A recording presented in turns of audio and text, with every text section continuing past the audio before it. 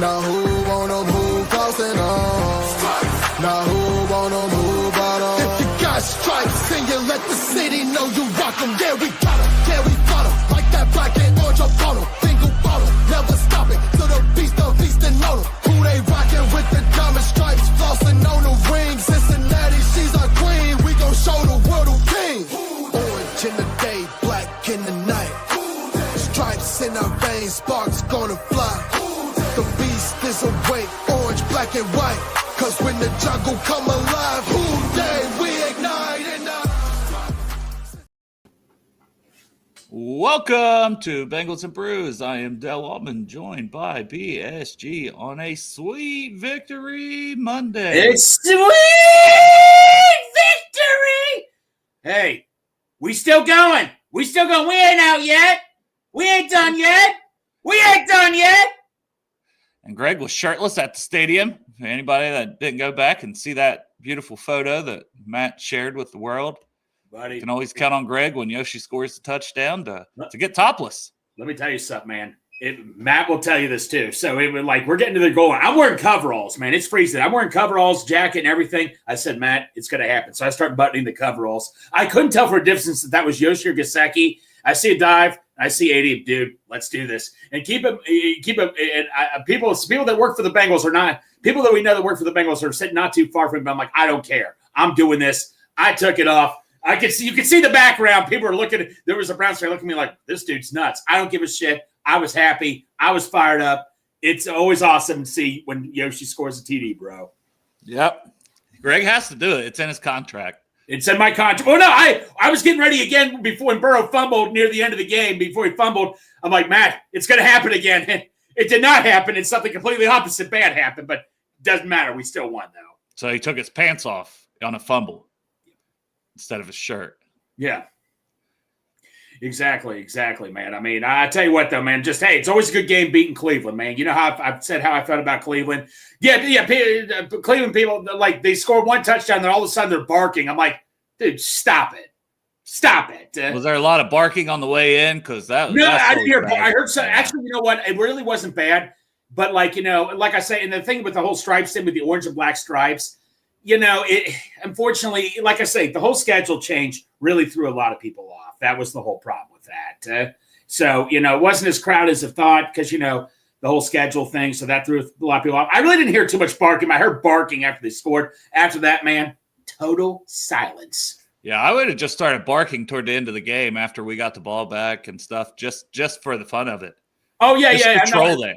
Oh, absolutely. You know, I'm sorry, man. I just have to hear it. I mean, if my one coworker, Tim, if you're watching this, man, I'm sorry, man, but you made me hate Cleveland so badly after working with you for a couple of years. You're not a bad dude or anything, but every day, man, I had to hear you say, "Oh, Brandon Weed's already a better quarterback than Andy Dalton. Oh, Trent Richardson's already the best running back in the league." I've had to hear from you so many times. I'm sorry, man. You made me hate the Browns. Thanks. Those are some bad takes, man. Those takes did not age well for him. Jeez, Brandon Weeden. Yeah, shout out to T-Bolts here with the 24-9 score prediction. He was one field goal off from having it exactly right. Yeah. But Dale, that's what I had to hear from this guy, Tim, every single day. Like I said, not a bad guy, but every single day, something, it just drove me nuts. What's up, Darth? Yeah, man. Shout out to everybody. Shout out Darth, man. He was on point, on theme with the Squid Games mask. Bengals version. It's pretty elite. And absolutely, man. But yeah, you guys got scarves too, right? No, I did not get a scarf. Oh, you didn't get a scarf? I did not get a scarf. You didn't get one? I didn't get a scarf. I didn't know what that. I just got my ticket in. And I had a better giveaway than the season ticket. No, stop it. You didn't even get one, and you were there. No, I didn't get no scarf. Like when someone said in the chat, I'm like, man, where'd you get that scarf? I'm like, wait, why does everybody wear a scarf? I'm like, what the hell? I walked past the scarves. Walked right by him. He's so excited to get to his seat. I was just, oh my God. Oh, T-Bow said he had some Midwest best barbecue boneless wings that were elite yesterday. There may be some Midwest at the tailgate. I don't know. There's rumors out there. Project Game Day, you know, might just go all out for this last one and make sure you guys got some real nice food there this time. We don't know yet. But you never know. You never know. You never know. But anyway, I forgot. It was December 17th. I totally forgot to post this. It's been over a year. Midwest Best Barbecue. Thank you. It's just been so incredible what Tim and Nicole have done for us this past year and what they're going to keep continuing doing for us. Obviously, with our big show, they're coming March 15th. But shout out to Midwest Best Barbecue for all they've done for us. Just been a true honor. March 15th, 3:30. We will try to do a live show. We're going to do the best we can. We'll see what all happens. We'll try to have it live on the internet as well if you can't make it in person. But just trying to go there, show them some love, get some people in the door, get some nice, good food from them on March 15th. A few days after free agency starts, so it should be a lot to talk about. It should be a fun time to talk Bengals. But we still got Bengals football to talk this year. We still got relevant football, and it's still going to be tough to make the playoffs. I'll say that right off the bat. We still got to win out. Beating Denver. It starts with beating Denver Saturday for the Bengals. You can't really worry about too much else, but then you got to hope Denver drops their last one. You got to hope Miami drops 1 and 2, and you got to hope the Colts drop 1 and 2. The odds are not great. The Colts have a terrible schedule, but we saw that the Patriots, I believe, is one of those teams maybe that they play. I could be wrong. But the Patriots almost beat the Bills, which we needed the Bills to win. Keep the pressure on the team. But you know what? Here's the way I look at it, Dale. What you just said, you are not wrong. But at least going into the Denver game, at least there's some type of – I'd rather have a 1% chance of hope than none percent chance. At least this game could mean something. I mean, look, I just miss the excitement, man. I'm just going to be happy. I brought that energy I brought yesterday. That's all. I'm just happy. I'm glad that we still have somewhat of an excitement coming to this game for. Yeah, and like Pittsburgh, we got to root for Pittsburgh to beat Kansas City, so they got more to play for. But, yeah, the Giants, man, I don't know how we get the Giants to pull an upset on the Colts this week or the Browns to pull an upset on the Dolphins. Neither of those things look great for us. But, hey, it's meaningful football. And more than anything for me, because there's flashes of improvement of a lot of young guys on the defensive side of the ball that we're going to be counting on. Geno Stone, man. Jumping the gun on me because I want to do offensive and defensive MVPs. I may have to give Geno Stone like 3 weeks in a row a game ball, guys. But no, the young guys, all the talent, the D-line guys, Chris Jenkins, McKinley Jackson, Jordan Battle, man. It's like, and that's another reason I still get mad at Lou because it's like, well, he should have been playing the whole time. Right? Why weren't these McKinley Jackson made a play? I mean, why were we giving? I don't know. But you know what? I'm just going to be happy, Dale. I'm going to be happy. Yes, no, I mean, because I still think that's a conversation to have about Lou. But if there's any talk of whether Lou should keep his job or not, it's got to start Saturday. There is some bad quarterback play in these last few games. You still got to go out there, perform, and make plays and step up. And the defense did that.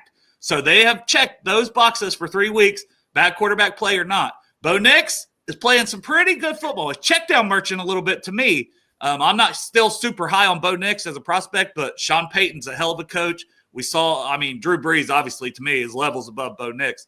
But Bo Nix has a lot of talent in the way they use him and the way they do check downs, the way they open up things for Bo Nix, and he's got some ability with his legs. So I'm excited to see what we do against an actual above 500 playoff caliber team because we still don't have one of those wins on our record. No, absolutely not. I was about to say Brock Osweiler. I was so close to saying that. But no, yeah, like I say, I'm not, like you say, not to be Debbie Downer, but the last couple of quarterbacks we've been playing are, like you said, are not what you call top-notch quarterbacks already. But, hey, how many non-top-notch quarterbacks have we made look all world? Mike White, the Cowboys guy who we just played recently as well. We didn't make him look top tier this time, but last year we went in there in week 2 early in the season, or 3 years ago, whenever it was, we played him before. And that guy kicked our ass, so – we've played down to some of that quarterback level and made bad quarterbacks look really good. We didn't allow that. That's good. But I want to see it against Denver. I'm excited to see that. This is where it's really going to be put to the test. Okay. Yep. Hey, defense, like I say, defense has been stepping up. But I still, look, does this make me want to keep Lou? I'm not going to get into that. You know me, I try to be positive. But, you can't really use that as you get what I'm saying, But like I say, I'm excited for this defense has been, and you know what? The Bengals offense second half yesterday kind of slowed down a little bit. We had some times where we were slowing down, I thought, and the defense still kept us in the game. There were times the offense, we were giving the ball back to the defense, to the Browns offense, but the defense shut them down. I mean, if you hold an offense 6 points, that's a good game right there, point blank. Yeah, and big plays. I mean, big turnovers. The Von Bell really set the tone because they drove right down, punched us right in the fucking mouth. Looks like a touchdown. Nah. We punched back. We got punched in the mouth. We punched the ball in the mouth. Right. Knocked it loose, got the ball back, took a 99-yard drive down the field for a touchdown. So that was awesome to see. And by the way, Browns, I mean, I'm sorry. If I'm a Browns fan, dude, you're at the 1 yard line, you fumble, and then you have another chance to catch up. Again, you throw an interception in the end zone. I mean, it just shows you one little fumble at the 1 yard line could change the whole momentum of the game. Whole momentum changed. Gone. Yeah, that third quarter, we started to give some momentum back, but we were able to close it out, thankfully. That was a bad third quarter. Ugly, sloppy third quarter, but bounced back there in the fourth. And minus the Burrow turnover, it was a pretty good fourth quarter. Yeah, exactly. But, yeah, we'll do offensive game ball. I'll let you go first. So that way you got your pick of anybody on the team to give them an offensive game ball. You'll be right back 1 second, mister. I believe you know who my pick is going to be. Shit. And Greg trips and falls over something on the way back, but good. Andre Yosevich. Third highest. Hey, he had like a 74 rating. He was like I think he was what was he, the third? Fifth grade, something like that, yeah. 5 targets. It was like 3 targets, 3 catches for 57 yards and a TD. He's been struggling. He's kind of been. I've admitted on the show he's been struggling.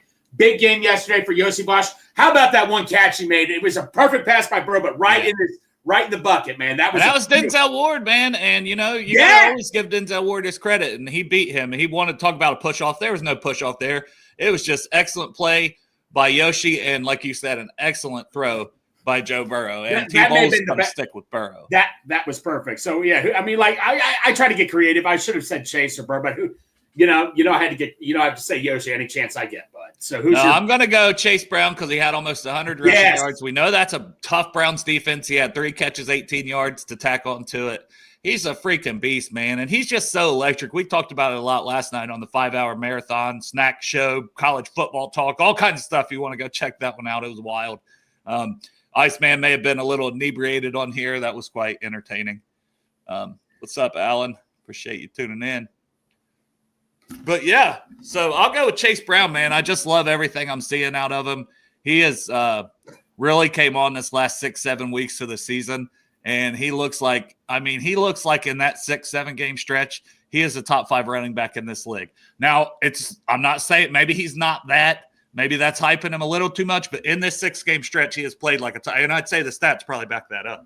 He's a top 5 running back. He's, like I say, he's just not getting the respect he deserves. I mean, could you go as far as say he should get Pro Bowl consideration in a way? I think he should. Yeah, I really do. It says we're having trouble streaming to Twitter for some reason. That popped up. I don't know what that's about, but you'll have that, I reckon. But sorry, that just kind of popped up on the screen. Hey. So. But, yeah, I think he should at least be in the conversation. I'd have to look at all the numbers, but had he be getting this much workload early in the season, I think it'd be probably a clear-cut case for Pro Bowl. But he stepped up and has looked really good. And, I mean, to be honest, we still don't have the greatest line play, especially from the guards. That's something that they need to hammer in the offseason. Well, yeah, Dale, you just pointed that out also. We were out Mims was out the majority of the game. When Mims was in the 10, I'm like, this is going to be a long game, and the Browns defensive line, you know what? In the third quarter, like you say, we lost 2 tackles. Our guards have been struggling in a way. So the Browns took advantage of that. They kept blitzing us left and right. They've been coming at us. Garrett, I still think I would still take Garrett over TJ Watt. So you got to think that played a factor also.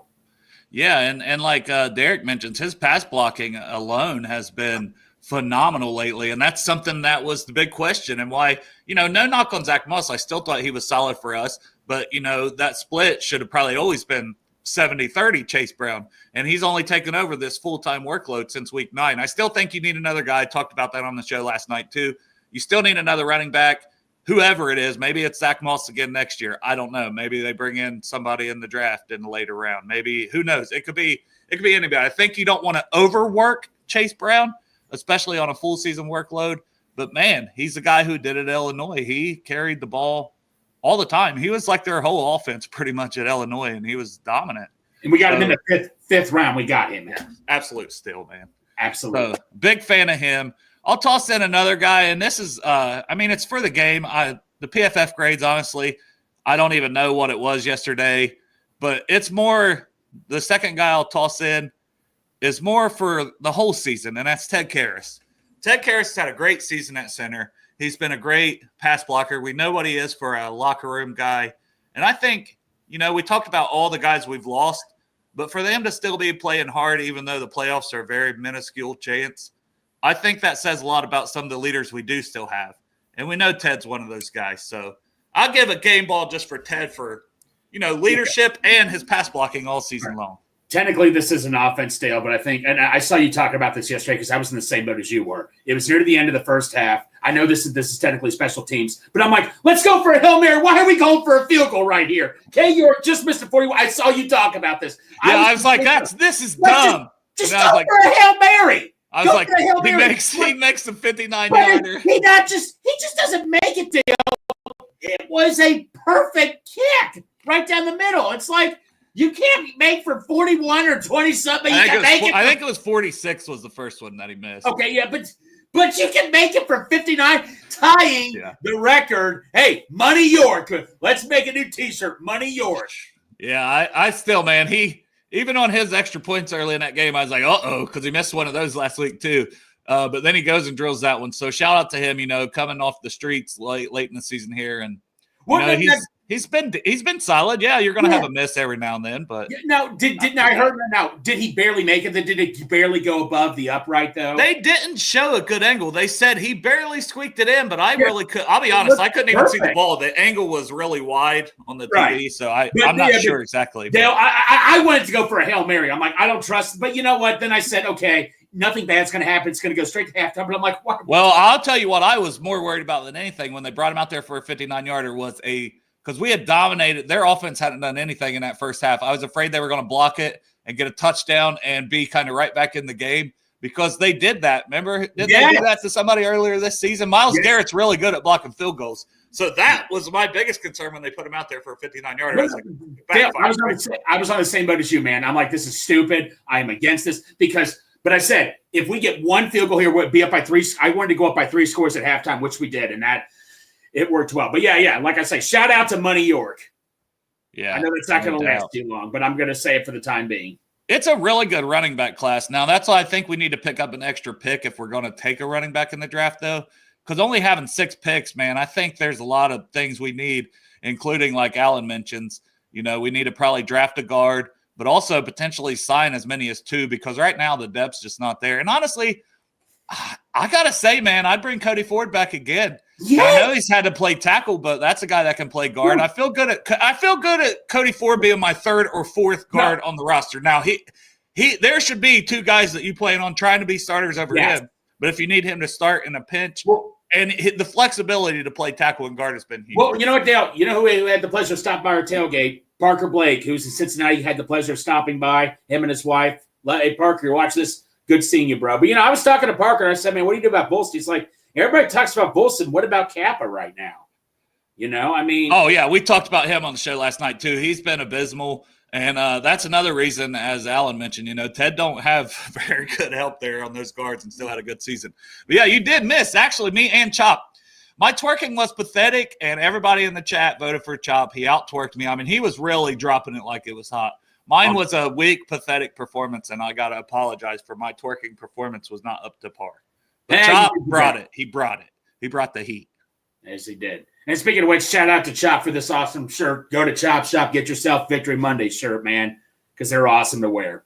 Yeah, we definitely still need guard help, especially. Yeah. I like what I saw out of Mims, and I like the passion from Mims, man. It seemed like he was just pissed off because they held him out with an ankle, and it was bothering him, but he wanted to play. He wanted to be out there, he said, for Joe. He thought of Joe and his teammates and wanted to be out there. I like that mentality. Imagine this, Dale. He's already played more NFL games than college games in one season. Yeah, more snaps, I think, for sure. Yeah, but hey, we nailed it on this pick, man. Just wish we could nail it on. Well, no, hey, we got him and Karras. Brown, he's got injury issues, but, the guards, Yeah, and I got to agree. Sheldon Rankins, I mean, hey, it sucks that he got sick or whatever, but before that, he really wasn't doing much. So I think he's an easy cut to save quite a bit of money. Kappa, same thing, man. That should be an easy decision on cutting him. Sam Hubbard, I would cut. I know he's the hometown hero and everybody loves him, but I think that's an easy cut unless he wants to come here and reduce salary for a very minimal contract for a year. But I don't see wanting to pay Sam Hubbard $10 million next year. I can't do it. I can save money and use that money on those three players elsewhere. Where Geno Stone was on my list of cut candidates. Yeah, what do you see how he finishes the last two games? Like, what do we do now? Right now, hell no, you keep him, man. There's no reason to get rid of him. I mean, he's playing. I don't know where this came from all of a sudden. So, I love it. So let's go to defense. I'll let you say Geno Stone. I'll give you mine. This guy right here.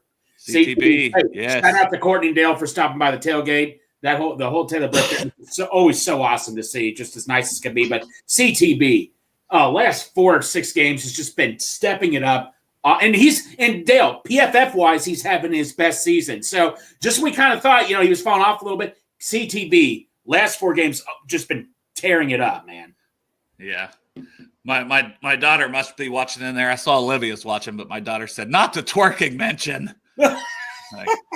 I'm sure that was a proud moment for her to see her father on the live stream twerking competition with his friend Pork Chop. But anyway, but Dale, CTB, man. I mean, stepped up, man. That's what 4 or 5 games in a row that he's just so happy. I mean, just such a good person he is. Like I say, his whole family. That's a player you're just so happy to see playing well. I mean, CTB. I mean, Dale, he's a free agent after this year. What do you do? He's not a free agent, right? He's got one more year. Oh, he got one more year. Okay, he got one more year. But he's been a prime guy to talk about for a longer extension. So he's not going into his lame duck season. But Dale, you know who his agent is. Yeah, I think he has Mulligata. I'm pretty sure. Yeah, he does. I believe he does. Yes. But yeah, man, I'm excited to see how these guys play down the stretch. And I mentioned Geno Stone.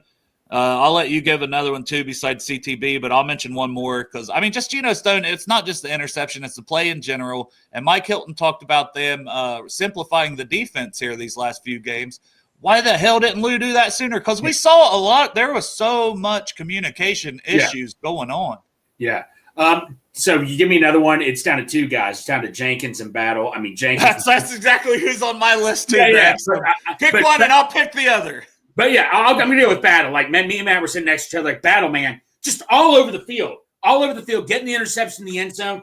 He's just all over the field, man. I mean, like you and I were just talking. Why wasn't he getting this? I know we got Von Bell back. And Von Bell was the highest rated defensive player in all fairness yesterday. But he had like 5 snaps, which okay, well there you go. Battle got a bunch of them. That explains why. I mean, but Battle, man, that needs to be our starter. Like, just don't fix something that was working from last year. I mean, Battle, like I say, he was literally in on every single play. Dale. Yeah. My daughter was asking if I was going to Kelly's, and I was like, that's tomorrow, right? Not tonight. I was trying to clarify that with her. But yeah, I'll go Chris Jenkins. But yeah, Battle was flying around making plays, and I loved everything he was doing. I mean, he's hitting dudes and he's reading things, and he's the guy who was coming out of Alabama. He's a hell of a player. So that's why I've always been like, man, if Nick Saban trusted to start him 4 years as a row, he started as a true freshman for Alabama. And a captain. And you just don't give a captain for Alabama to some. No, that's a guy you have your full trust in. Yeah, for sure. And then Chris Jenkins, man, though, 2 sacks, some other good, just like run stops. He's a player, right? And if you can get some pass rush out of him, because that was the whole knock. I still had him as a second-round prospect, but it's like he's not been the pass rusher. There's flashes. I believe that's what I wrote in the draft guide was like, there's pass rush upside. You can see flashes of it here and there, but it's just not really what he was asked to do at Michigan. It's not been like a super strength of his. He's much more known as just a solid, dependable run stopper, but getting some flashes out of him. And then even though he wasn't on our list, McKinley Jackson got his first sack too. Chris Jenkins had 2 of them bad boys. So McKinley Jackson, let me ask you about him, Dale. That's what I'm curious. Do you put your trust in, hey, this is my nose tackle, or do you still go try to find a nose tackle in free agency or the draft? Are you ready to put your trust in him and say, hey, I'm cool with this guy being my nose tackle that I can develop? Or I just like a good rotation. I mean, I think he's definitely one of the guys in the solid rotation. I still want to bring back BJ Hill. BJ Hill is like the definition of consistency. He is just good, solid, dependable. And every year it seems like his PFF grades and stuff are just like steady. Yeah. Well, I think it's safe to say, even if we lose out, we're pretty much out of the Mason Graham range, right? Oh, for sure. I really like Walter Nolan, but maybe an edge is better. But I was talking about this yesterday. I think Joseph Osai, 4 straight games with the sack, and he plays with high effort. He punched the ball loose. I think they recovered it back, but.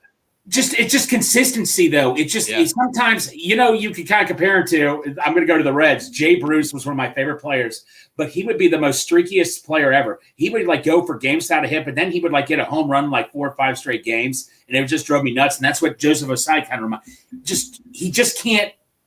You just got to be consistent more. I still like Osai, but Miles Murphy. Why isn't he still getting the snap? Me and Matt were talking before the game started. Why they didn't mention Murphy as a star? Why isn't Miles Murphy getting more snaps? I don't know, man. That's a good question. I didn't look at the snap count, to be honest, so I don't know what he got yesterday. I know he had about 30 the week before. I mean, he's still getting some. He's shown some flashes. We need to see more out of him, right? Because you invest in first-round capital. He's going to be going into his 3rd season. But I just think, man, as long as Osai doesn't get some crazy huge contract, and maybe these sack numbers piling up, knowing that he's still only bro's young, man. He's 24, 25 years old still. Yeah, another Mulligetta climb right there, too. Yeah. But if he's not going to break the bank and you can sign him back on a 2-year deal or something, that would be great, I think, for Osai, because he's still got another crack at it. If he's going to start basically getting starter snaps opposite of Trey, and maybe he's got a chance to be the starter going into next year, and Murphy's the main rotating guy, and they bring in another guy in the draft. You know how hard it is to find pass rushers. I guarantee it. Dale, I could see some team just overpaying him a little bit. That's possible. Well, the age, too. The age is something that stands out. One team. That's all it'll take. It's just one team. Yes, but I mean, if it's not a crazy amount of contract, I would like to see Osai back because, I just think you want as many D-line guys as possible that you can have, that you can depend on. And he's starting to be dependable, at least down this stretch, but it needs to continue. Because that's the thing. You're right. The consistency certainly was not there this first half of this season, and last year was not a good season for him. That's need just to see more. Just need to see more right there. I'll tell you one thing we'll never get tired of seeing more is just Joe Burrow, man. I mean, Dale. I mean, he's Superman that hoe, man. He's Superman that hoe. I posted this. I'm a bigger Batman fan than Superman, so but I get what T was saying and all that. I like Batman more, but Dale, I mean, who slid better, Joe or Ellie? I posted that on Twitter today. Who slid better, Joe or Ellie? I don't know, man. What Joe did was pretty spectacular. That was just. I mean, Dale. I mean, it's just we can't take this for granted. We just can't take this for granted. Well, I like someone they photoshopped Joe above Paycor, like he was flying around from that. T-shirts, Cincy shirts. You knew that was going to be T-shirts galore right there. I'm waiting for the Chop Shop to come out with one. I'm sure he's got one in the makings, but that was going to be T-shirt galore right there. Yeah. Man, I don't know. It's a good win, man. It's good to still have football. We fell down to 15th in the draft rankings, and I've seen some people oh, man, we were close to top 10 pick, and some of the bad teams are really bad, so you really weren't moving up from top 10 anyways. But I'll be honest, I don't give a shit. You pick 10 or 18, you still got to pick the right fucking guys at the end of the day. So, hey, Tom Brady didn't get picked till 199th. That's right. I just think you can get guys, you don't have – if you're picking at the top of a draft and you can get a Joe Burrow, you can get a top 5 pick with a Jamar Chase. Yeah, those guys can be difference makers. But if you're picking 12th instead of 17th, come on, man. It's 5 spots. You can still identify. There's going to be plenty of defensive talent, and that's what we need. That's why, last year was a heavy offensive draft early, and I feel like this year is going to be a heavy defensive draft early. Yeah, no, Dale, I hold you more high regards than, but Mel Kiper said this is I think it was him that said it's a loaded defensive end draft, I believe. Is that true? Yeah. I think defensive line in general is pretty loaded. That's not a huge linebacker class, but And then I think it's a good safety class. Now, I liked Kamari Ramsey from USC, but he's going back to school. But beyond him, there's still a bunch of guys. There's Xavier Watts. There's Sebastian Castro from Iowa, I think, will end up moving there. Billy Bowman from Oklahoma. Some of these guys that play corner, I think they'll be safeties. Malachi Starks is the top dog, but there's just a ton of them. Well, Dale, speaking about college football, I'll talk about this. I was this close to texting you, keep the faith. I'm like, if I text this Dale, he's going to kill me and all that. Because you can't say keep the faith, Greg. Every time I tell keep the faith for Ohio State, I try to root for Ohio State. Dale's like, shut up, Greg. Don't root for Ohio. Because I can't say it legally or anything, but I was wanting Tennessee to lose. Let's put it that way. So I legally can't say it. Greg was not. He told me he was not rooting for Ohio State so that it would be good luck. And I said, thank you, Greg. And then we saw the ass whooping that happened because Greg wasn't actively rooting for that. All those Tennessee fans, though, I'm sorry. You guys got what you deserved. You ran your mouth. You got what you deserved. This is true, man. There was a lot of smack talk, and I just kept seeing it all. And I don't bookmark stuff, but I should have, because then I was going back and I'm like, man, I'm just looking for stuff. Oh, I'm gonna tweet this and just put laughing emojis. Like, I don't know, man. I just been having fun with it. So, yeah, man, I'm excited about it. And it's a hell of a game, man. I think this could be the national championship game. That's how highly I think of these two teams. Well, Oregon's been on all season, but the Buckeyes, when they play really well, they're a caliber of a national champion. Now, hey, I ain't gonna make no excuses for what happened against Michigan. They got that ass whipped. They did not. They had a bad game plan. Hey, Dale, see, a lot of Buckeye fans I know, they're mad they won because it's just an excuse to keep Ryan Day. That's dumb as hell to me. It's like, oh man, if we lose this playoff game, at least Ryan Day will probably get fucked. Shut the fuck up! It's a playoff game. You should want to win a play. If my team's in the playoffs, man, playoffs. We're talking playoffs. I mean, Dale, help me out here, man. I mean, I'm sorry. Are you kidding me? Yeah, I could never get on that. That'd be like the Bengals, and I'm not even on the fire Zach Taylor train. I'm still skeptical about Lou, but I get it if somebody's, there's things that Zach Taylor, some people just think that you could maybe get a better guy in there, but hey, I don't know that, and I like what the offense does, and I like the chemistry and continuity it has. But regardless, that'd be like if the Bengals got in the playoffs, me being like, well, I hope we get our ass kicked because I want Zach Taylor. Fuck, what are you talking about? I want to win a Super Bowl.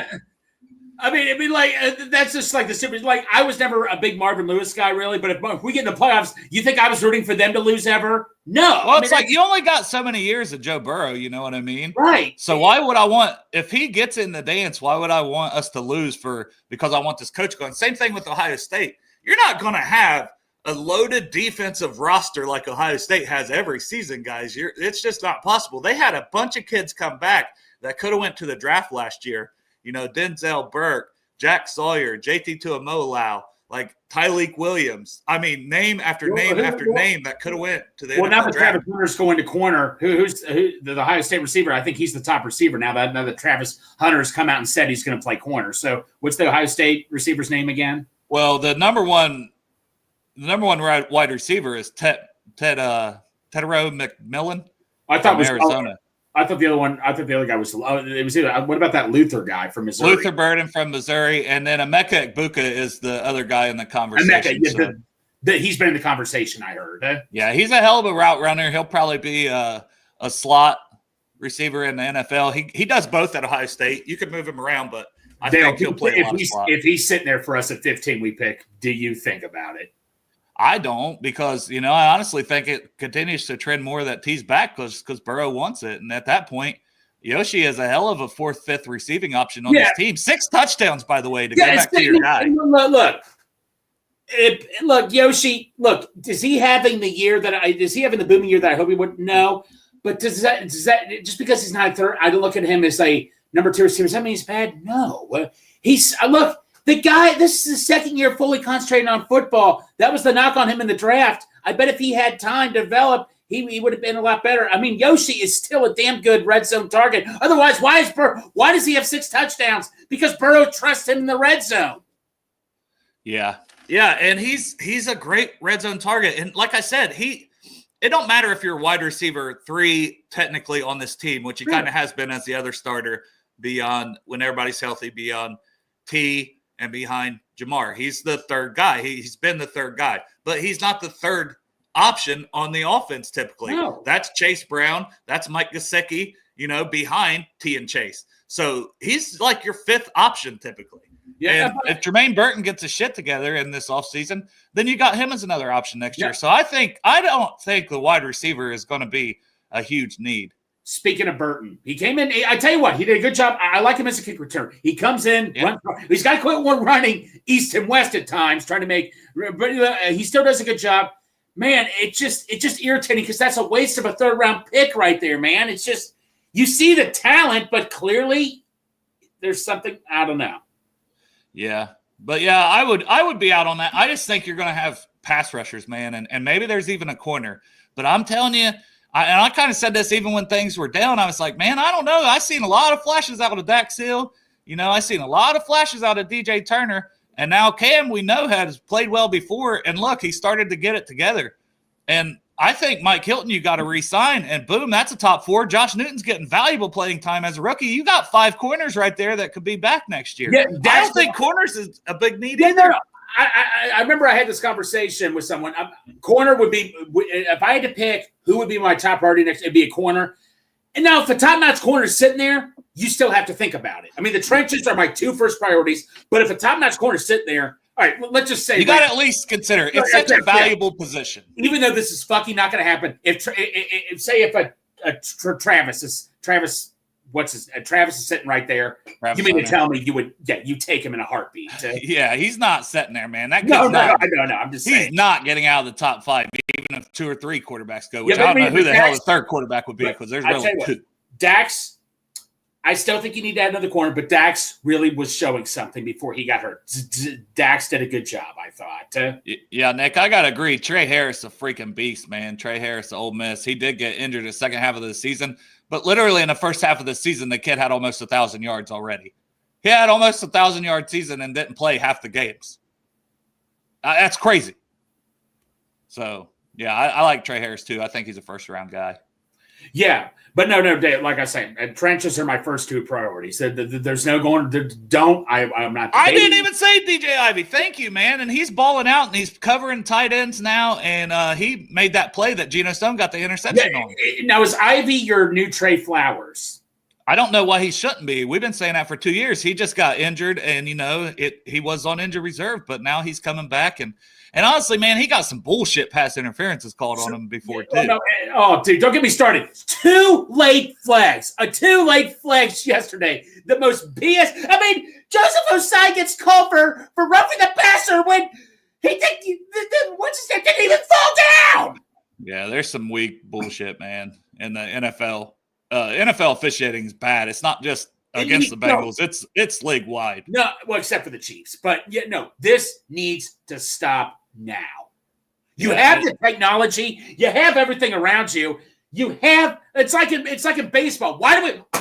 Oh shit! Hey, you know what broke? I'm glad this broke. Nakamura Tower, baby. Your Nakamura Christmas calendar. It's actually not broken. But Dale, it's like umpires in baseball. Why do we still have umpires in baseball? Tell me that. Yeah, there's definitely bad calls. I agree with Andrew here, though, in general, which is why, I'm going to always talk about the draft a little here and there because, I do a draft guide for Project Game Day. It's 370 freaking pages that I've already got done. I'll tweak it all the way up till the draft, but, I've had that out for a while. So I love the draft. I love the process. My wife was laughing at me the other night because I was watching some bowl games and stuff, and, I'm putting more names on my watch list for 2026. She said, 2026? What is wrong with you? I was like, that's the next year's draft. It's not this year's draft. It's the next one. And Dale, it's not like you have a big room of all these computers, all this technology, like all these other experts have, or like connections. You do it.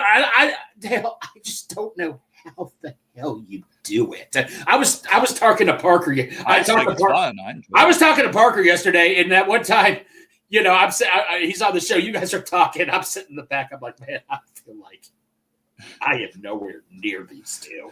Yeah, Matt. Yeah, I did see that in the Chiefs game where the ball boy come up and basically got the timeout called. got the officials' attention for the timeout. For by the way, you know who deserves another shout out? Shout out to that fan at halftime for winning us free. I know. The game I'm not at, when there's free pizza, there's scarf giveaway. I know. I just waited until I wasn't. I mean, this dude. People are trying to find him. Like people are trying to reach out to him free stuff. I mean, this dude is already. I mean, I didn't get a good glimpse of it, but didn't he just? It was. Yeah, and Donato's put out a video with it and of it too. If anybody wants to go check out Donato Cincy on Twitter to watch the kick, yeah, he drained it, man. I don't think he had a lot more room on it, but he did. They were not expecting through.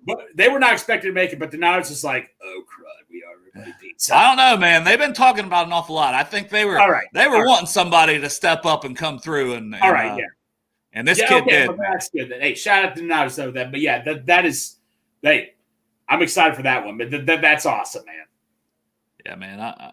It was not the prettiest of games, but you take the win, you move on, and man, Saturday should be fun. I won't be at that one either. But you also see the weather. It's supposed to be like 55 degrees. It might rain, but damn. Hey, Dale, I got another shocker for you. Man, I won a Skyline gift card in the Skyline football radio. Can you believe that, man? With me, I never win anything. Autographed? No, it's not autographed. It's just inflatable football. And I thought it looked like an autograph on there. It's like, damn, you want an autograph football? No, autograph football. But it's Greg wins everything, by the way, guys. Greg has because Dale, I enter everything. I mean, I enter everything I see. From Skyline alone, this man has probably won 10 giveaways. But in all fairness, I usually give it to other people. I give it to my parents. You know, I do good with it. It's not like I use it for myself or anything. No, I'm just saying, you lucky son bitch that wins shit. And I mean, there ain't nothing wrong with that. I'm just saying, Greg. No, dude. I mean, I still get the Yoshi jersey. I watched the Yoshi jersey thing. I was talking to and shout out Tigers Talk for doing the awesome thing. And you know, I was talking to Jessica and I'm like, I watched that horse race. I'm like, where the hell am I even at? There's like 5 seconds left. And all of a sudden, I just come out. I beat Yoshi's dad. Yoshi's dad wanted to win that jersey. So I'm a second. Suck it, Yoshi's dad. Suck it. Yeah.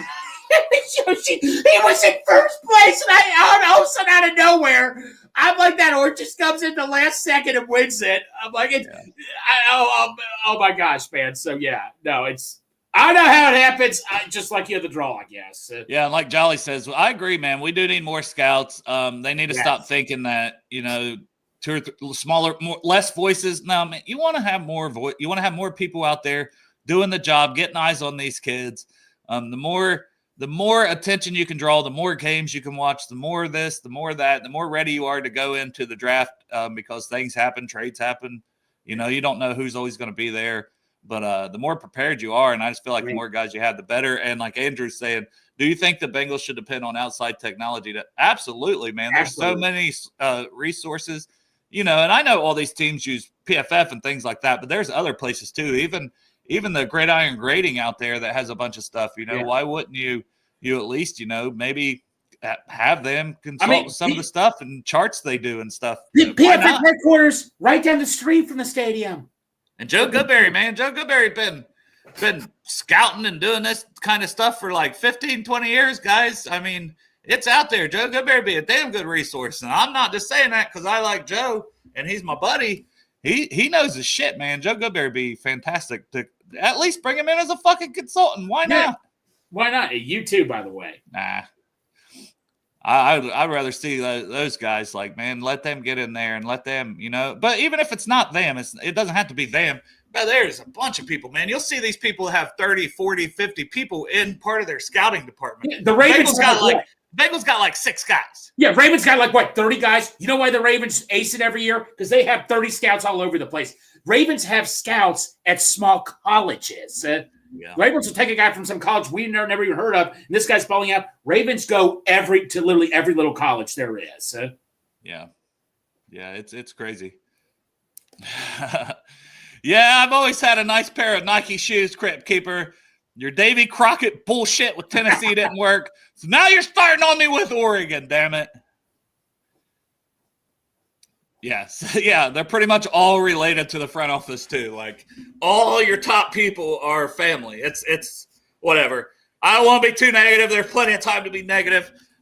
We got 3 wins in a row. But you know what's really I want to make another shout out. So most of you know, after every Bengals win, I post mood and I say, can I get a who day? This one was a true honor because I was right near Elizabeth Blackburn, and she and a couple of other people she was with was in my Who Dat video. Shout out. That was so cool. Thank you so much. Yeah. Greg's basically best friends with Elizabeth Blackburn. If we could just get Greg to marry Elizabeth Blackburn, maybe we could get the changes we need. We'd have Greg in the front office. If you're single, Elizabeth, and you're watching this show, our boy Greg is also single. He'll treat you well, I promise. And you probably already seen him with the shirt off when you're up sitting around there. I think Elizabeth is married, just so you know. But yeah. Well, damn. I hope that guy knows football because he'll be part of the Bengals decision making in the future. but shout out that was so cool. Thank you so much. I put Greg on the spot. He's embarrassed now. I can tell. Look at him. Yeah. Spencer reports. He's like, "Oh man, you ordered 2 hamburgers on this trip? I don't like that. You know you got to order off that dollar menu." That's Mike Brown, man. But no, other than that though, man. Yeah, no, but hey, the energy was awesome there yesterday, man. I was just fired up, man. I mean, man, I'm like, you know what, man? Whether they make playoffs or not, I'm gonna have the best time ever, man. And let's finish with a winning record. Yeah, we got a chance to win the next 2 and be 9-8. I'd rather be 9-8 and have a winning record. Exactly. I forget who posted this. Let's enjoy this while we can. At least we have a chance. At least we're not going to the Denver game saying, what's the point of this game? I mean, and also, for our Project Game Day, I mean, obviously a bunch of us couldn't make it because the schedule things threw everybody off. We still had a good, decent turnout yesterday. We had Chop showed us the coins those guys gave. Yes, that was shout out. Baby divers, man. You got to be pretty badass to be that. So. That is just such a true honor. And the 2 honorees that came in, they had a great time, and we thank them for coming by. It was just so awesome. Should be another 2 down there this week, right? Yeah, well, one is that Riley, and the other one, I forgot the other one's name. I'm so sorry. But, yeah, we are excited to have those 2 come by. I mean, it's just been a day. I think you and I can both vouch. It's just been such an honor doing I mean, some of these people, we get to go to a game every year pretty much. And, some of these fans, haven't gone to a game in quite some time, and this is just a true honor for them. So, I mean, just really, really makes you blessed to what we can do for some of these people. Yeah, man. It's just, you guys have put together something that you can help others, and then that's life, man. And that's the beauty of life, So, absolutely, man. So it's been a nice thing, and like I said, there'll be a lot more details about the draft event on night 2. But the plan is to have it at the Foaling warehouse where Sam Hubbard's had big events, all that stuff. We'll have plenty more details. All that stuff will finalize here after the kind of New Year starts, and we start kind of finalizing everything. But that is the plan.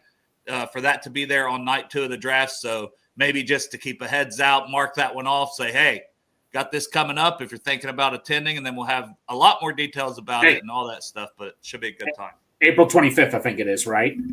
It's the Friday of the draft. There's Thursday for round 1, and day 2 is usually rounds 2 and 3, just like we did last year. We did it at Midwest, though. Bigger facility here. Going to have the lanes rented out so you guys can do foaling. We'll probably have an entry fee to get in, but that will include the food that will be there, and that will include your foaling. That will include, watching the draft. That will include whoever ends up being there too. So it should be a good time. We'll have a lot more details. 2 dates, April 25th and March 15th. Save those 2 dates right there. March 15th for Bengals and Brews going to Midwest Best. We're so looking forward to that also. Yeah, should be a fun off season, but we still got football to play. Hell yeah, man. What do you think about the chances?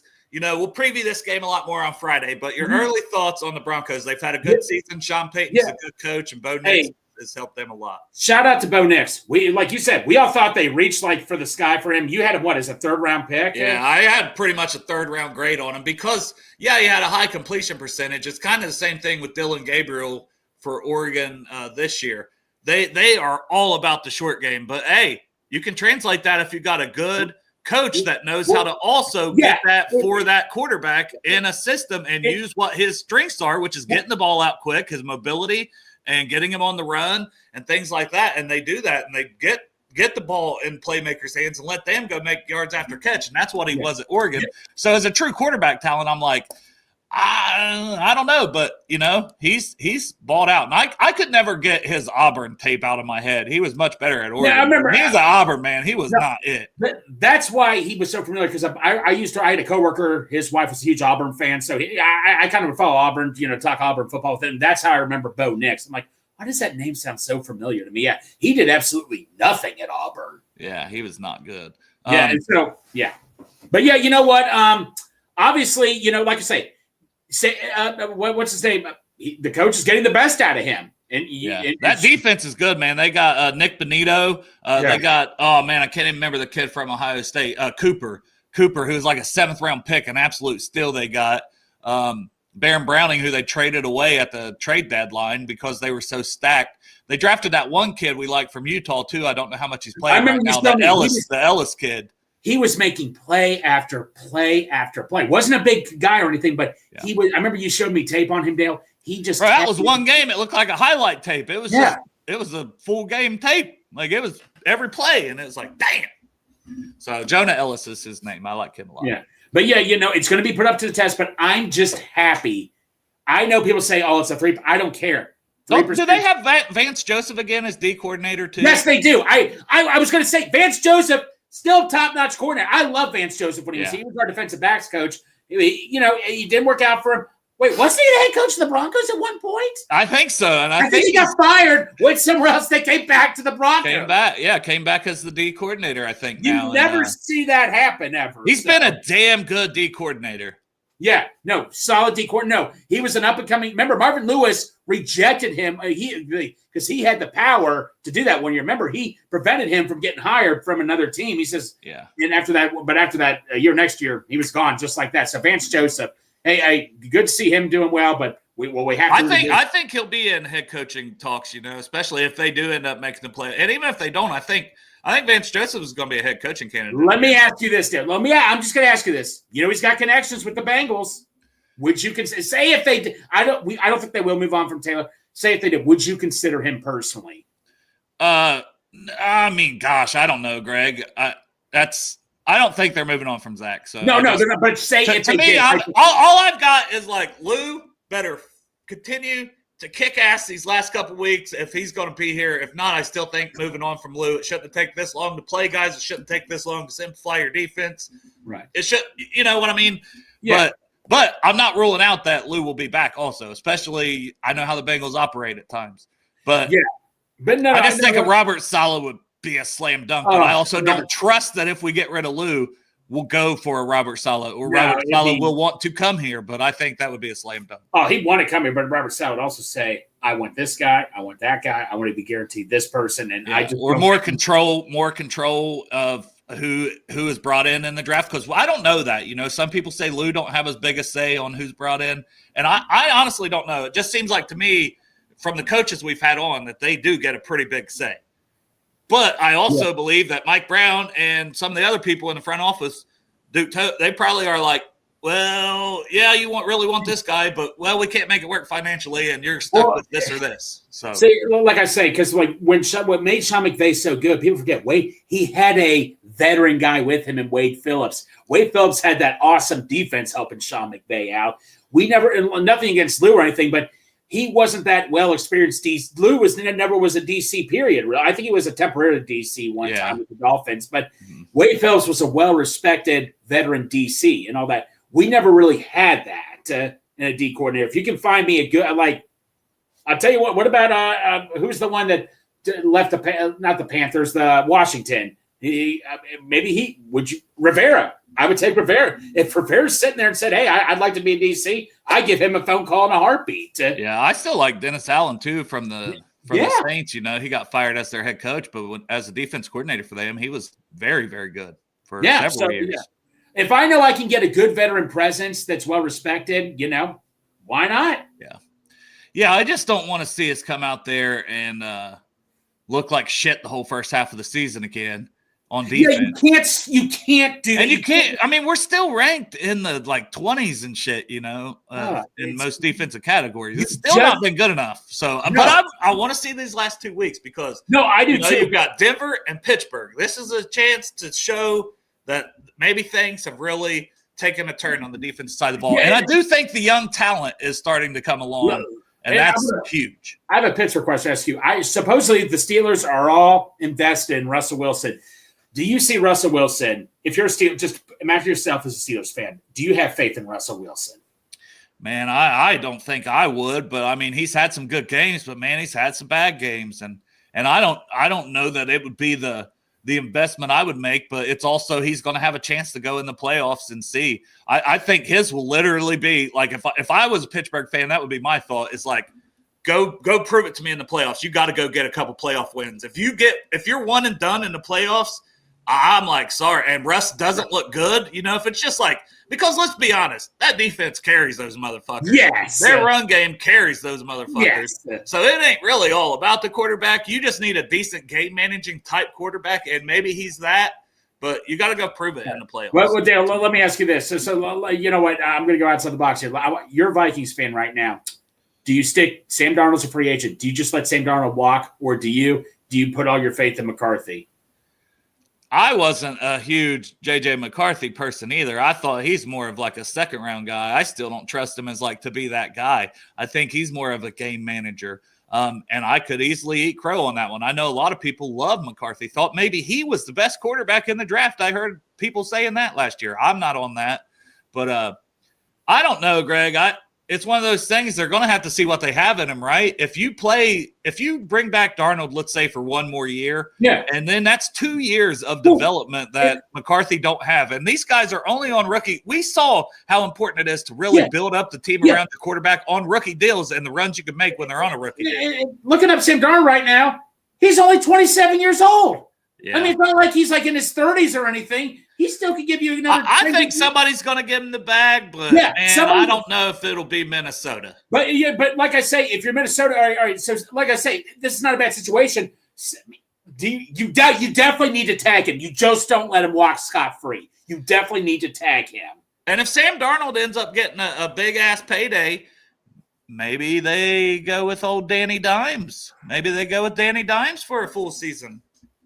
I don't know. And let him battle it out. Imagine that. But no, I'm just saying, Justin Jefferson, Addison, they all walk in there and say, don't you dare let him leave. Yeah, you never know. I mean, that's an interesting situation. Does that mean you look at trading McCarthy or something? I mean, that's an interesting situation right there. Yeah, and I don't know. Like Darnold could go to Tennessee. I don't know what Tennessee's going to do at quarterback. I will say, I was watching a little bit of I don't always watch Pat McAfee's show, but I wanted to watch it because I seen they were talking about the Buckeyes a little bit, and I tuned it on there, and Aaron Rodgers is on there, and he was talking an awful lot about Tennessee. He was talking about how they had good food, and he had this little shit-eating grin on his face. So I'm like, Aaron Rodgers is trying to – I think Aaron Rodgers wants to play for Tennessee next year. I don't know why, but I think Aaron Rodgers just wants to play. I know. I would not want to deal with him. But no, this was an interesting trade scenario. Obviously – well, say if you tag him, you get a phone call from Cleveland saying, we'll give you Myles Garrett for Sam Darnold. Yeah. Myles. By the way, Myles Garrett, I mean, he didn't say he wanted out, but he's like, look, I'm not in for the rebuild. I want out of here. Hey, you don't have to change your license plate. You can come right. They're not going to trade him here, but hey, we'd love to have you here, Myles. Yeah, I don't know about that one, but Jolly says, how much has Rankin's infection affected his play? Well, he didn't have it when he wasn't playing that well. He got it around that time we went on that West Coast trip out to play the Chargers, and then since then he hasn't played. Is there hope? There's always hope for guys having a better season next year, but to me, I can't give a guy like $12 million next year on hope, especially when that guy is already like 33 years old and on the downside of his career, and he has missed. Because that was one thing when we lost Reader, people was like, yeah, but look how injured he was. So I looked up how injured Sheldon Rankins had been, and they had missed just as many games as each other, basically, if not Rankins a little more throughout his career, had more big injuries that ended his season than what DJ Reader had. Yeah. And now I'm not saying this is probably a fluke thing with whatever viral infection shit that happened. I'm not saying that, but I'm just saying a guy who is 33 and has been injury prone throughout his career or injury riddled, not to call a guy injury prone. That's always a hot topic, but an injury riddled career. I just think there's there's a chance his best football is behind him, and I would take that $12 million and put it toward a guy much younger. If Milton Williams hits that open market, I would be all over him. There's like Levi on Wuzurike. There's 3 or 4 guys that I'd be all over. There's a kid from Dallas. I can't think of his name off the top of my head, but there's some other D tackles that I'd love to see us go get, the money we save by cutting Rankins, and that's just how I feel. Yeah. I think he should be cut. The defense, like I said, defense has shown promise. Does that mean we have faith that defense is fixed? Absolutely not. But at least there's some signs. I mean, Dale, a couple weeks ago. And the youth, Greg, that's what I'm excited about is the youth. The the youth. Chris Jenkins, the McKinley Jackson, the Jordan Battles, the next guys up. I forget who tweeted. I think it was Goodberry tweeted this. All the young guys that contributed, that's what you want to see right there. I mean, for the last couple games, it was like after Hendrickson, it was like, pew. And that's why I don't want to, I hate the, do you tank out for a better draft pick? It's just so hard to ever say that because I want to see progress from my young guys. You got to play them but on defense, they're getting more playing time. And now I want to see them ball out. And if they're balling out, that should help lead to wins. Yeah. Period. Well, because the one thing that was irritating me a little bit, it seemed like we were back in the Marvin Lewis days where automatically the veteran gets to start in front of the rookie. And what Taylor was doing at times was giving the rookies more than a veteran was. But it seems like lately on the whole defense, for example, Jordan Battle getting benched for Von Bell. It's like, come on here. What are we doing? And Andrew says, I agree on Rankins and Hubbard, but I would bring B.J. Hill back, but he is going to be a free agent as well, so they wouldn't even have to cut B.J. They could just not bring him back. But I'm on team bring him back. Hilton's going to be a free agent. I'd bring him back. I don't want to lose some of these leaders and steady presences. You can bet your ass someone will pick up B.J. Hill in a heartbeat for how valued his position is. Yeah, that's a very valued position. Now, I do like seeing the young guys, and I still think we need another guy. I'll tell you another guy who flashed at the end of that game a little bit, and a guy I've been high on as a 6th-round pick, and that's Cedric Johnson at edge. Yes! I still think they got a guy in him, man. I'm telling you, he's only 21 when they drafted him last year, and he produced in the SEC every year as a 4-year starter at Ole Miss. Yeah, you know what? Because I heard his name called. I'm like, oh, Dale's got to be loving this. You were so high on him. Yeah, give him more. Give him more. I mean, that's like I say. Yeah, Crip, I do think Greg could help the Buckeyes, and they could use his nips, help with the Ducks. Yeah, Greg, you know how Greg loves to mow down ducks. So, which the game isn't. I think it's like a New Year's Eve game or New Year's Day game. I think it's January 1st. So it's not going to be over the weekend. It's going to be whatever that is. Oh, I got to go to work the next day again. All right. But no, still, I'm excited. That'll be a good game to watch, bro. Yeah, I'll look for everybody. Yeah, that's a Wednesday. So it's not – obviously this Wednesday coming up is Christmas. It's the following Wednesday on New Year's Day. And I believe the game starts around 5 o'clock. It's like the middle of the 3 games or something that day. Mm-hmm. So for anybody that wants to watch Ohio State versus Oregon, it was a hell of a game last time. Dale, you seem to talk about Ohio State. I know you and James are going to not be happy with me. How about that Ohio State basketball team? Because, I like my Kentucky Wildcats basketball team, Greg. I've talked about that. It's like, how can you like those two? Bro, you grow up with 3 channels. You grow up with a dad who was working in Kentucky that he loved Kentucky basketball. So first game I ever went to was Kentucky basketball game. But I always grew up watching Ohio State on one of those 3 channels growing up. So I was always a Buckeye football fan and a Kentucky basketball fan. That's just how it was. But I also like the Buckeyes in basketball. But, yeah, I really like the Kentucky team. But, man, the Buckeyes whipped that ass, man. They whipped that ass on Saturday. So that was a big win for them. They had stunk up the joint against, Auburn the weekend before. So it was a good bounce-back win for the Buckeyes. And, I can't be too mad because I like them too. But Kentucky's my number 1 when it comes to college basketball. And all you can say is, they got that belt to ass. Just like the Buckeye football team put to Tennessee that night. Belt to ass. They handled business against the SEC that weekend for sure. No, but you know what? Like I say, I went to a UK game and I respect the fan base. I respect the atmosphere down there. Even if you're not a fan, you definitely need to respect the atmosphere down there. Yeah, and there's there's crazies in every fan. There's crazies in this Bengals fan base. There's crazies in the Buckeye fan base. You're always going to have some peckerheads, I think, in every fan base, but you got a lot of good people in every fan base too. And that's why, honestly, man, I think a lot of Tennessee football fans, I mean, I joke because, man, y'all talked all that shit, but they're passionate about their team, and they showed up and they traveled for their team, and they had at least probably 30,000 people in that 100,000 stadium. So you can get 30% of the stadium in the first ever playoff game on the road. Man, you got to tip your hat to the Tennessee fans. And hey, you got orange, so, you know. Yeah, well, Houday Joe, who was coming to the game, he arrived late, and he said he was behind all the Tennessee fans, I think, coming from Columbus. But I'm sorry, Tennessee fans. I'm sorry, but you got what you deserve by running your mouth, singing Rocky Top. I'm sorry. Yeah, there was somebody planting a little flag in a restaurant, man. I was seeing all of it, and I was just like, oh, these I was like, I hope we win so bad, because they're really pouring it on. They're really talking this shit. And that's like, speaking of planting a flag, Dale, what'd you take on this Ohio politician wanting to pass something where it's going to be illegal to plant a flag? Oh, that's dumb as hell, man. I mean, come on, man. Seriously? Yeah. I like I said, I'm yelling at Cloud. I think, you know, that I think that's a coach's job. Tell your team, like, win with class. That's just my mentality. Like, you mean to tell me go in and win with class. Go in and win with class. Also, hey, if a team comes and beats your ass, sometimes you just got to shut up, take the L, and go to the locker room too. You don't want somebody planting your flag, but how the hell can you make that a damn fucking felony? You're going to send someone to jail over planting? I mean, come on, man. No, dude, that's dumb. I agree. Get the hell out of here. Come on. That is dumb as hell. Yeah. And that ain't gonna Baker Mayfield. There's that motherfucker started this whole thing, you know. Baker, there's a warrant out for your arrest, Baker.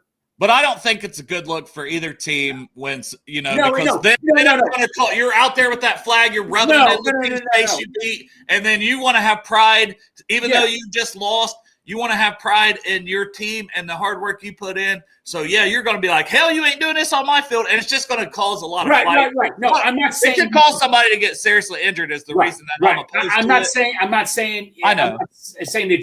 I'm not saying go do it or anything, but I know. To make it illegal, that's just sad. I mean, but yeah, it's still, no, it's still disrespectful, absolutely. But come on, man. I mean, don't put someone in jail. I just like, you know, you try to win with class and you try to lose with class both ways. Like, you know, you go to war on that field or on that court or whatever sport you play on that diamond. And when it's over, you say, man, good game, and you move on with life.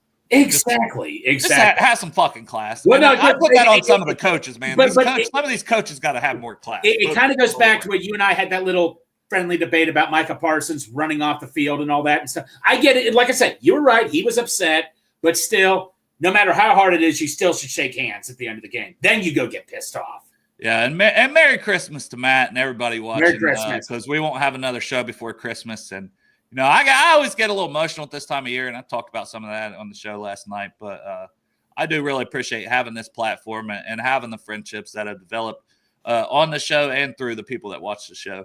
But I like Nick's comment here to go back a little bit before we end this one. No one in the SEC likes Tennessee. They're the Dallas Cowboys of the SEC fan base and team. I'm from Memphis, Tennessee. Ole Miss is my team. Injuries and overlooking easy teams caught us. Yeah. I mean, that Kentucky loss is what really hurt you guys at home. But, yeah, Ole Miss was fun. I would have liked to seen you guys get in the dance. And like you were talking about with Trey Harris, I'm a big Trey Harris fan. I wish that kid was healthy. I know he tried to come back. Came back, caught a touchdown, and was, like, re-injured. So, yeah, but Walter Nolan, man. Walter Nolan is my guy from your squad. That's a guy who, if the Bengals pick 17th or 18th, the pop in his hands is crazy. That's a strong-ass dude. And I would be happy with Walter Nolan. I think he's going to be even a better pro than what he's been, but he really had a breakout season after transferring from A&M with Ole Miss this year.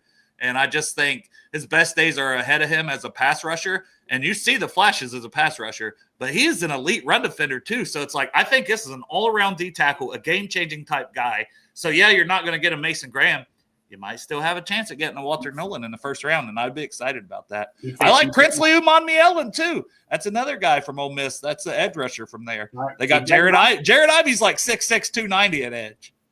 That fits us perfectly what we normally go after. So yeah, we love a big motherfucker. Even though I say I don't give a damn how tall you are as long as you get to the goddamn quarterback.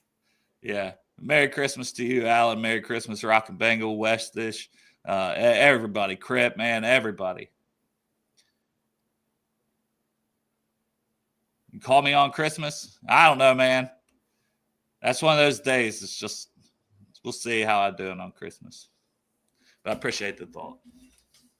Text me. Shoot me a DM. Something. Email me. But yeah, I'm excited. Ole Miss loaded up in the portal. There's some teams loading up in the portal. I saw my Buckeyes got C.J. Donaldson. He's on my list of players to watch. I know he's put up good numbers, but he's a running back from West Virginia. He just is coming over to the Buckeyes from the portal. But I gotta go watch me some more film on this guy though, because he's been on the watch list already. But I gotta see what my Buckeyes got in this kid. So I'm excited for it, man. Absolutely, bro. But yeah, we're over an hour in, man. It's been fun. We did a daggone 5.5 hour marathon last night. It just kind of happened, you know. I want to come on here and do a post game show. We haven't done a lot of them. It's a good time of year. Coming on here and get my mind off stuff, you know.